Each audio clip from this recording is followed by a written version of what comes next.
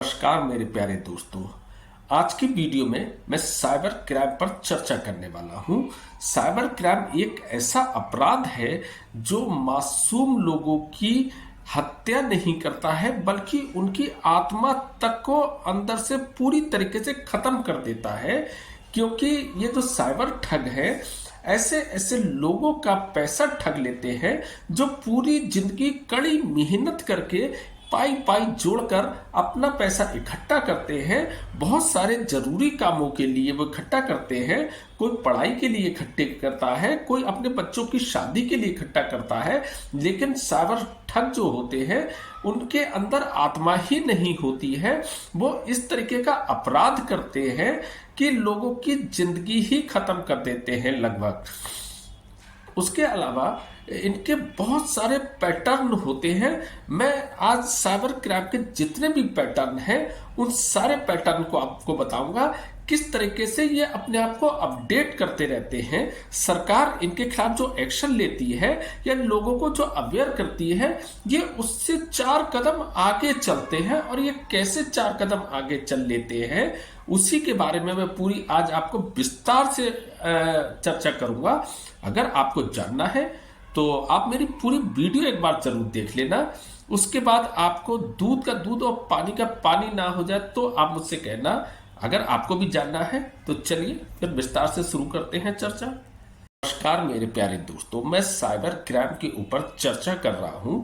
Cyber crime इतना बड़ा अपराध है कि लोगों की जिंदगी खत्म कर देता है, उनकी आत्मा तक को मार देता है। और इस तरीके का ये अपराध है जो माफ करने योग्य हो ही नहीं सकता। किसी अपराध से इसकी तुलना की ही नहीं जा सकती।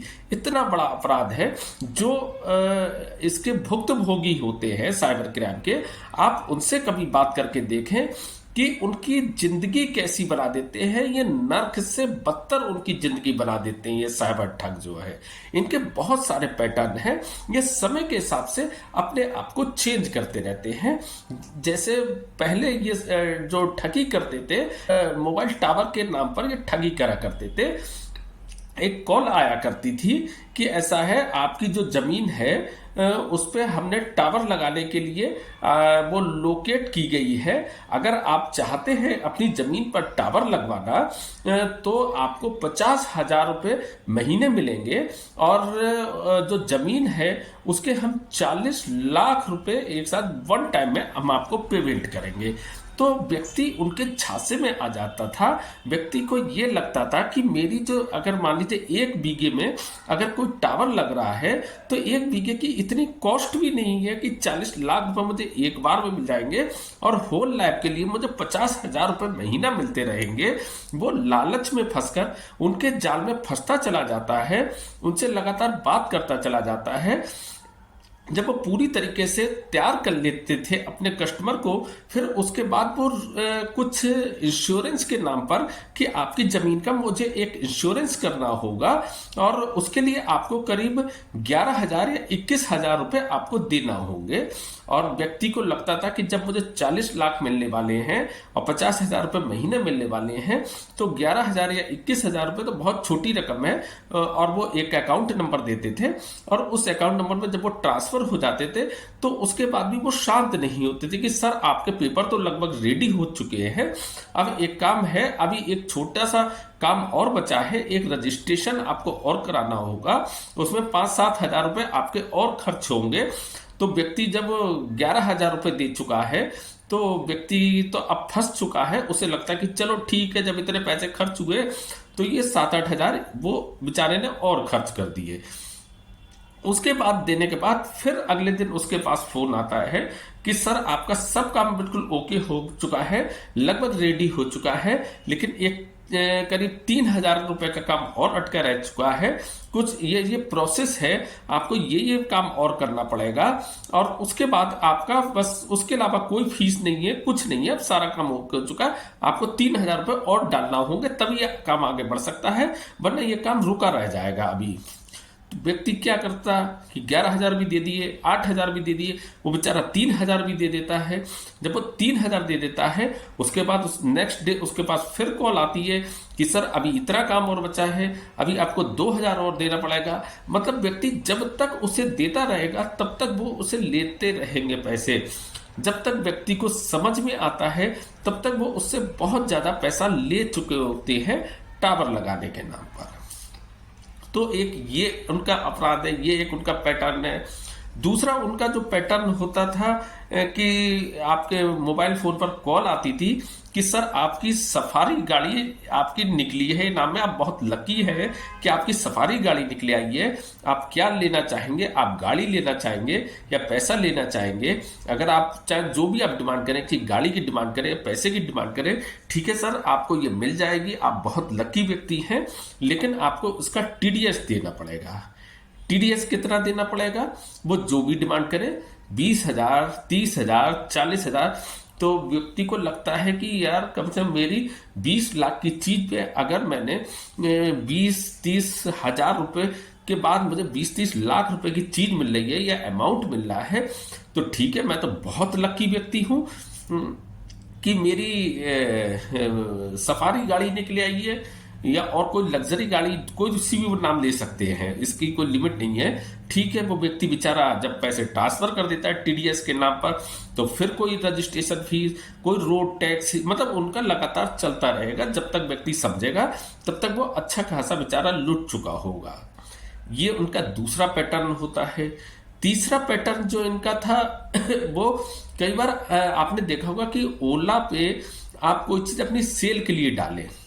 मान लीजिए बहुत छोटी चीज है, आपने फ्रिज आपने ओला के लिए डाला जिसकी आपने वैल्यू मालूम पड़ा, आपने 8,000 रुपये लगाई है, या कोई एलईडी डाली हुई है, या वॉशिंग मशीन डाली है, या कोई बाइक डाली है, कुछ भी XYZ आपने ओला पे डाली है, सबसे ज्यादा ठग आपको ओला पे मिलेंगे।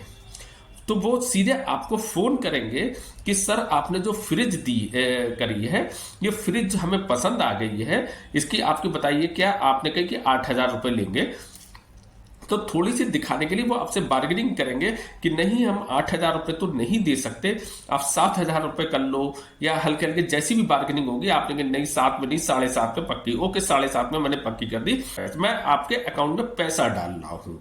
और फिर आपसे एक डिमांड करेंगे कि आपके अकाउंट में कितने पैसे, आपके अकाउंट के जैसे मान लीजिए भाई हमारे अकाउंट में तो कोई पैसा नहीं, फिर भी कुछ तो होगा, हाँ 3,000 रुपये बढ़े, चलिए खैर कोई बात नहीं 3,000 पड़े, मैं आपको 3,000 रुपये भेज रहा हूं अभी के अभी एडवांस में, और आप अब किसी और से इस फ्रिज की बात नहीं करेंगे, ये फ्रिज मैं लूंगा, एडवांस भेज रहा हूं। वो क्या करते हैं, वो रिक्वेस्ट भेजते हैं यूपीआई से। अब जो बेचारे बहुत ज़्यादा इस चीज़ों से वाकिफ नहीं होते हैं, या बहुत ज़्यादा जो ऑनलाइन ट्रांजैक्शन नहीं करना जानते हैं, उन्हें नहीं पता होता है कि ये रिक्वेस्ट भी भेज के, मतलब एक पैसों की रिक्वेस्ट भेजी जा सकती है कि इतने रुपए आप हमें दे दीजिए। जब वो 3,000 रुपये भेजते हैं, क्योंकि वो पहले ही पता कर चुके कि आपके अकाउंट में केवल 3,000 रुपये, तो 3,000 की उन्होंने रिक्वेस्ट भेज दी। अब वो कहते हैं देखिए मैंने आपको 3,000 रुपये भेज दी, आप चेक करिए। जब आप अपने जो भी आप ऐप चलाते होंगे आपको वो शो हो रहे होंगे रिक्वेस्ट के रूप में, आपको ये पता ही नहीं है कि रिक्वेस्ट के रूप में शो हो रहे हैं या वो 3,000 रुपये आए हैं।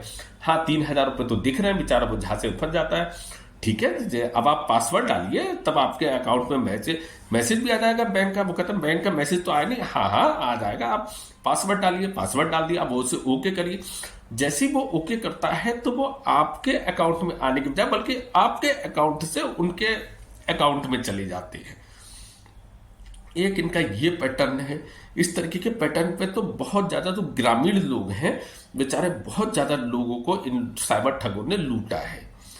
तीसरा जो है इनका पैटर्न है, कई इन्होंने ऐसी वेबसाइट बना रखी है, व्हाट्सएप पे बहुत सारे लिंक आते रहते हैं या फेसबुक पे लिंक आते रहते हैं, जिसको आप बहुत अच्छी तरीके से जानते हैं। जिस व्यक्ति को अगर वो कोई आपको वीडियो भेज रहा है या किसी तरीके की कोई चीज भेज रहा है जो आपके जानने वाला है, तब तो आप उस लिंक को आप टच करें। लेकिन अननोन नंबर से अगर कोई लिंक आया हुआ है तो कभी भी आप भूलकर उसे टच ना करें, क्योंकि इनकी ऐसी वेबसाइटें होती है जैसे ही आप उसको टच करेंगे आपका मोबाइल पूरी तरीके से हैक हो चुका होगा और वो काम करना बंद कर देगा। उसमें जितने भी OTP आएंगे वो सारे उनके पास जाते चले जाएंगे, उनके पास सारी आपकी बैंक डिटेल जा चुकी होगी, उनके पास सारे आपके ओटीपी जा रहे होंगे, आपका फोन हैंग हो चुका होगा और वो पूरा अकाउंट आपका खाली कर देंगे।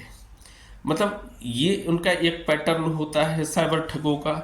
उसके अलावा वो बैंक कर्मचारी बनकर आपको फोन करेंगे कि सर ऐसा है, आपका जो है हम इस बैंक से बोल रहे हैं और आपकी केवाईसी हमें करना है, उसके लिए हम आपसे कुछ जानकारी मांगेंगे, वो आपको देना होगी। अब बेचारा गांव का व्यक्ति है, थोड़ा सा कम पढ़ा लिखा है या उसे थोड़ी सी कम जानकारी है, तो उसे पता ही नहीं, उसे लगता है कि बैंक से मैनेजर साहब ने फोन करा हुआ है, उन्हें बहुत जरूरत है हमारे डॉक्यूमेंट की, इसलिए बेचारे कर रहे हैं और मैनेजर साहब को कोई भी चीज देने में क्या फर्क पड़ता है। चलिए ठीक है, वो सारा आपसे आधार कार्ड मांगेंगे, का नंबर पूछेंगे, आपसे पैन कार्ड पूछेंगे, आपसे कुछ ओटीपी आएगा, ओटीपी पूछेंगे और उसके बाद आपका अकाउंट खाली। तो साहब ये उनका एक पैटर्न है। एक पैटर्न मुझे और याद आ रहा है, एक इस तरीके से भी ठगी होती है, आपके मोबाइल नंबर पर एक कॉल आएगी और बड़े ही कॉन्फिडेंस में दूसरी तरफ से कोई व्यक्ति बोल रहा होगा और भाई पहचाना पहचाना पहचाना। अब जब कोई व्यक्ति इतना पहचाना पहचाना कहेगा तो किसी ना किसी से आवाज किसी की मिलती जुलती है, व्यक्ति दिमाग में जोड़ देता है। मान लीजिए आप में कहते हैं अरे मामा जी, दिल्ली वाले मामा जी, अरे हाँ यार दिल्ली वाले मामा जी, अब पहचाना तुमने, अब पहचाना। और मामा जी कैसे हैं? बस बेटा बढ़िया है, वो बहुत दिन से आ नहीं पाए तुम्हारे यहाँ और ऐसी ऐसी बात है यार, मुझे किसी को तुम्हारे शहर में 10,000 रुपये जरा देना थे। एक चीज है, मैं तुम्हें 10,000 रुपये भेज रहा हूं, तुम वहां पर उसे पहुंचा देना। और तुम्हारे अकाउंट में कुछ पैसे पड़े हैं? हाँ मामा जी मेरे में भी पड़े ही रहते 10-20 हज़ार। कोई नहीं कोई नहीं, मुझे उन पैसों की जरूरत नहीं, मैं तुम्हें 10,000 भेज रहा हूँ। तो व्यक्ति को लगता है कि यार कोई व्यक्ति चलो भेज रहा, मामा जी हैं मेरे, और अगर वो एडवांस में पहले भेज कर कहीं किसी को देने को अगर कह रहे हैं तो मुझे क्या फर्क पड़ता है। तो वो क्या करेंगे, मामा जी बन के मामा जी रिक्वेस्ट आपको भेज देंगे। अब मामा जी की आपने रिक्वेस्ट, हाँ बेटा देखो आ गए, हाँ मामा जी दिख तो रहा है बेटा, उसमें पासवर्ड डालो, हाँ पासवर्ड डाल दिए, पासवर्ड डाल के अब उसे ओके करो। जैसे ही डाले मामा जी के पास उल्टा चले गए। अब मामा जी को आप फोन लगाते रहो, मामा जी के आप कुछ नहीं कर सकते, आप कुछ भी करने वाले नहीं हो। इसके अलावा अब मैं 2 किस्से अपने ऊपर बताता हूँ, जबकि मैं बहुत अवेयर हूँ, लेकिन मुझे तक इन लोगों ने फांसने की कोशिश करी। मेरा ज्यादातर टूरिंग जॉब रहता है, तो मैं अपने होटल की जो बुकिंग करता था, मेरे होटल में रुकना जो होता था मेरा ज्यादातर, तो या तो GoIbibo है या ओयो है, इनसे मैं अपने होटल की बुकिंग करता था। मैंने एक बार गाजियाबाद में एक होटल बुक करवाया था और फिलहाल रात के 10-10:30 बजे जब मैं अपने होटल पहुंचा तो मैंने बताया कि मेरा रूम यहाँ पर बुक है। तो पता नहीं वो कैसा होटल वाला था, फर्स्ट टाइम मेरे संग हुआ, मैं सालों से करता चला रहा था। तो उन्होंने कहा नहीं साहब हमारा GoIbibo से कोई मतलब नहीं है, हमने उन्हें पहले ही मना कर दिया था कि हमें, अरे मैंने कहा मेरी पेमेंट जा चुकी है भाई साहब, काफी पहले की बात है, मैंने कहा मेरे 1,000 रुपए कट चुके मेरे अकाउंट से और आपको तो रूम देना पड़ेगा, आप ऐसे कैसे कर सकते हैं? मेरा होटल रुक कर रात के 10:30 बज रहे, मैं कहाँ जाऊंगा, ऐसा थोड़ी कर सकते हो आप। तो बोले ना ना ना ना, आप GoIbibo वाले से बात करिए और हम कुछ नहीं जानते। तो मैंने कि यार मुझे तो बात करना पड़ेगी, लेकिन मेरे पास GoIbibo वालों का कोई नंबर नहीं था। मैंने गूगल से एक कस्टमर केयर का नंबर निकाला। अब वो कस्टमर केयर का नंबर की जगह पता नहीं किसी ठग का नंबर आ गया मेरे पास। मैंने उससे पूरी सिचुएशन बताई कि ऐसा ऐसा है, यहाँ पे मैंने ये होटल बुक कराया है, मैं इसका जो 1,000 रुपये पेड भी कर चुका हूँ GoIbibo को, लेकिन ये रूम देने से मना कर रहे हैं। इनका कहना है हमारा GoIbibo से कोई लिंक नहीं है। अब बताइए मैं क्या करूंगा ऐसी सिचुएशन में? सर ऐसा है, कोई बात नहीं है, अगर आपको 1,000 रुपये आपके अकाउंट से कट चुके हैं, हम इससे बाद में बात कर लेंगे, हम इसके एवज में आपको 3,000 रुपये रिफंड कर रहे हैं। मुझे हैरानी हुई कि ये मेरी सोल्यूशन करने के बजाय ये मुझे खुद उल्टा पैसा रिफंड कर रहा है और 1,000 की जगह 3,000 रुपये रिफंड करने लगे। मैंने कही चलो ठीक है, 3,000 में कोई बात नहीं, मिल जाएगा, रात के गाजियाबाद जैसी जगह, कोई इतनी छोटी जगह भी नहीं है, मिल जाएगा। मैंने कहा ठीक है आप 3,000 रुपये रिफंड कर दीजिए, ठीक है मैं बाद में देखूंगा। मुझे हैरानी तो हो रही थी, उसने भी मुझे रिक्वेस्ट भेजी, लेकिन मैं जानकार था इस चीज का। जैसे ही मैंने रिक्वेस्ट देखी, मैंने कहा अच्छा, कह रहे आ गए, हाँ मैंने कहा आ गए, अब क्या करूं, पासवर्ड डालो। मैंने कहा अच्छा चलिए ठीक है डाल दिया, अब क्या करूं, अब इसमें आप ओके तो करो। मैंने कहा साले इतना मारूंगा तुझे ना, ये पैसे मेरे पास आएंगे या तेरे पास चले जाएंगे, तू मुझे पागल समझ रहा है, कहते इस तरीके की बातें कर रहा है, साले तुझ जैसे को तो दसियों को मैं चलाता हूँ। तो खैर बात ही फिलहाल दोबारा से फिर मैंने गूगल से गोवा वालों का नंबर लगाया, वो मेरी समस्या तो सॉल्व हो गई। लेकिन मैं हैरान इस चीज से था कि ये कस्टमर केयर के नंबर पे भी ये लोग आके बैठ जाते हैं, कैसे वो भगवान जाने आ जाते हैं, समझ ही नहीं आता है। तो व्यक्ति को अगर किसी कस्टमर केयर से भी बात कर रहा है तो बहुत संभल कर बात करना चाहिए। क्या पता कौन सा ऐसा ठग है, क्या चीज आपसे मांग ले, आपको पता ही नहीं है। इसलिए कोई भी जो प्राइवेट चीज होती है कभी भी किसी के साथ में शेयर ना करें। कोई भी ओटीपी तो खास तौर से कभी शेयर करें ही ना, चाहे वो कोई भी व्यक्ति हो, कितना भी आपका मिलने वाला हो, जानने वाला हो। ओटीपी तो ये समझ लिए अगर जो आपसे ओटीपी मांग रहा है कहीं ना कहीं आपके साथ धोखाधड़ी होने वाली है। अब जो मैं एक आपको बता रहा हूं साइबर ठगी के बारे में, इतना एडवांस फीचर इनका आ चुका है। आज आर्टिफिशियल इंटेलिजेंस का जमाना है। आज क्या कर दिया है अब इन लोगों ने, आपकी जो वॉइस है, आपकी फैमिली मेंबर की ये वॉइस तक कैप्चर कर लेते हैं। यानी देखो हमारी मोबाइल के अंदर, गैलरी के अंदर सभी की लगभग वीडियो पड़ी हुई होती है। हर व्यक्ति अपने वीडियो बनाता है या कुछ भी रिकॉर्डिंग करता है, तो हमारी वॉइस ऑलरेडी मोबाइल के अंदर होती है। हमारी जो है सारी इंफॉर्मेशन, हम चाहे व्हाट्सअप हम अपने मोबाइल में डाउनलोड करें या फेसबुक डाउनलोड करें या कोई भी XYZ कोई सा भी ऐप जब डाउनलोड करते हैं तो हमें बहुत सारी परमिशन उन्हें देना होती है। वो हमारी वॉइस की भी परमिशन लेते हैं, वो हमारी कैमरे की भी परमिशन लेते हैं, वो हमारे वीडियो जो गैलरी की भी परमिशन लेते हैं, मतलब बहुत सारी हमसे परमिशन ले लेते हैं और हमें ओके करना पड़ता है। अगर हम ओके नहीं करते हैं तो वो ऐप डाउनलोड ही नहीं हो पाएगा, काम वर्क ही नहीं करेगा। अब ये जो बड़ी बड़ी जो कंपनियां हैं, चाहे वो गूगल हो चाहे कुछ है, ये हमारी इंफॉर्मेशन बेचने लगी है, हमारी वॉइस उन साइबर ठगों को बेचने लगी है। इस बात की एक बार टीवी पे मैंने एक रिपोर्ट भी डीएनए में देखी थी कि आखिर गूगल इतनी बड़ी कंपनी कैसे बन गई जबकि फ्री ऑफ कॉस्ट सबको सेवा देती है। और उसके बाद भी तो वो गूगल का मेन वर्क क्या है, आपकी इंफॉर्मेशन उन लोगों तक पहुंचाना, उन लोगों को यह बेचना जिन लोगों को उस तरीके की चीज की जरूरत है। अभी तक तो वो कैसी इंफॉर्मेशन गूगल बेचता था, जैसे मान लीजिए आपने कोई होटल अपने सर्च करा, किसी गूगल से करा, कैसे भी सर्च करा, तो बहुत सारे आपके पास मैसेज आने लगेंगे होटल से रिलेटेड। आप बस के बुक करने के लिए करेंगे, बसों के मैसेज आने लगेंगे। आप कोई टूर के लिए आप कुछ सर्च करेंगे, आपको टूर के मैसेज आने लगेंगे। मतलब जिस तरीके का आप कुछ सर्च करते हैं आपके पास उसी तरीके के मैसेज आने लगते हैं। यानी वो हमारी इंफॉर्मेशन बेचते हैं उन कंपनियों को या उन लोगों को जिसको उसकी जरूरत होती है। लेकिन अब गूगल, मैं केवल गूगल पे इल्जाम नहीं लगा रहा हूं, हो सकता है वो व्हाट्सएप भी ये काम कर रहा हो सकता है फेसबुक भी कर रहा हो, लेकिन ये हो बहुत बड़े स्तर से रहा है। आपकी वॉइस बेच दी जा रही है उन साइबर ठगों को। यानी जो मैं बताऊंगा, जो इंसिडेंट बताऊंगा, वो आप सुनकर हैरान रह जाएंगे। कोई भी चीज का अगर आपको प्रूफ मिल जाता है तो आप उसे सच मान लेते हैं, लेकिन साइबर ठगों ने ऐसा काम कर दिया कि आपके पास प्रूफ वो देंगे। करीब मई या जून की बात थी, मेरे मोबाइल नंबर पे एक कॉल आया और जब कॉल आ रहा था तो उसमें एक पुलिस के अधिकारी की फोटो बन के आ रही थी। जब पुलिस के अधिकारी की फोटो बन के आ रही थी तो व्यक्ति हैरान हो जाएगा, जिसका कोई पुलिस से कोई लिंक नहीं हो दूर दूर तक, तो उसके नंबर में पुलिस की कॉल कैसी है, तो व्यक्ति हैरान तो होगा। और मैं भी हुआ था। और मैंने जब उस कॉल को पिक करा तो उधर से बड़ी कड़कती हुई आवाज में कोई बोला, आप मेरा नाम लेके कि आप मुकेश सक्सेना बोल रहे हैं। मैंने कहा हाँ जी हाँ, मैं मुकेश सक्सेना बोल रहा हूँ। फिर उसने मेरे बेटे का नाम ठीक ठीक लिया कि आपके बेटे का नाम ये है। मैंने कहा हाँ ये है। ऐसा है वो उसे इस समय वो थाने हम पकड़ के लाए हुए हैं। उसने बहुत बड़ा क्राइम करा हुआ है। मैंने कि क्या क्राइम करा हुआ है? उसने अपने दोस्तों के संग मिलकर किसी का लड़की संग में गलत काम करा हुआ है। जबकि मेरा लड़का इतना सीधा था, मतलब उसकी लड़कियां तो छोड़ो, उसके लड़के तक उसके बेचारे के दोस्त नहीं, वो केवल और केवल पढ़ाई के अलावा किसी तरफ देखता ही नहीं है।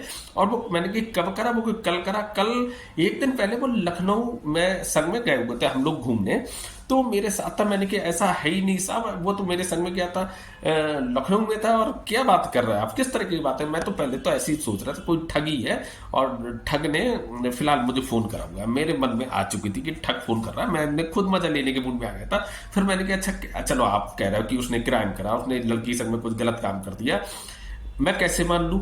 उसने कहा ठीक है मैं बात कराता हूं। जैसे ही मैंने बात करी, मेरे होश उड़ गए। उधर से मेरे बेटे की आवाज आ रही थी और वो रो रहा था बुरी तरीके से। अब हर बाप अपने बेटे की आवाज पहचान ही लेगा। अरे जब मैंने अपने बेटे की आवाज सुनी तो मेरे सारे होश उड़ गए। मैं फाख्ता हो गया, मैं चीखने लगा रोड पे, मैं फोन पे चीखने लगा, बेटा बेटा बेटा। मेरा जो था रो रो के, पापा मुझे बचा लो, पापा मुझे बचा लो, इन लोगों ने पकड़ लिया। अब मैं कहूँ बेटा तू कहाँ है, बेटा तू वो ये नहीं बता रहे लोकेशन कहाँ है, पापा मुझे बचा लो। अब ये सोचो कि मैं इतना ज्यादा डर चुका था, मेरा दिल इतना ज्यादा धड़कने लगा था कि मुझे ऐसा लग रहा है कि मैं हार्ट अटैक आ जाएगा, मैं यहीं पर गिर पड़ूंगा, क्या होगा मुझे। पसीने, पूरे शरीर मेरा पसीने से नहा गया 1 मिनट के अंदर, क्योंकि मुझे ये तो समझ में आ गया कि मेरा बेटा है, अब इन लोगों के चंगुल में है, चाहे वो ये सही कह रहे हैं या ये गलत कह रहे हैं, लेकिन अब मेरा बेटा इनके चंगुल में तो है ही, क्योंकि उसने बात करवा दी मेरे बेटे से। फिर उस ठग ने फोन को उससे मेरे बेटे से ले लिया। फिर मैंने कही कि 1 मिनट रुकिए, आप प्लीज मेरे बेटे को कुछ मत करना, देखिए आप जो कहेंगे वो मैं करूंगा। जबकि मैं इतना जानने वाला, इतना समझने वाला, लेकिन मैं उनके झांसे में फंस चुका था उसमें पूरी तरीके से। मैं अब जो कहेंगे मैं करूंगा, मेरे बेटे को प्लीज कुछ मत करना। मैं 1 मिनट घर पे मैं बात कर लूँ। तो उस पुलिस वाला जो बन के जिसकी फोटो आ रही थी, जो बात कर रहा था, बोले अगर तूने फोन काटा तो तेरे बेटे को ठोक दूंगा। पहले तो मैं हैरान हुआ कि पुलिस वाले इस तरीके की भाषा कब से बोलने लगे कि तेरे बेटे को ठोक दूंगा। खैर अब आप क्या करते? अब आपको ये तो लग ही रहा था कि बेटे इनके चंगुल में, आप कुछ करें।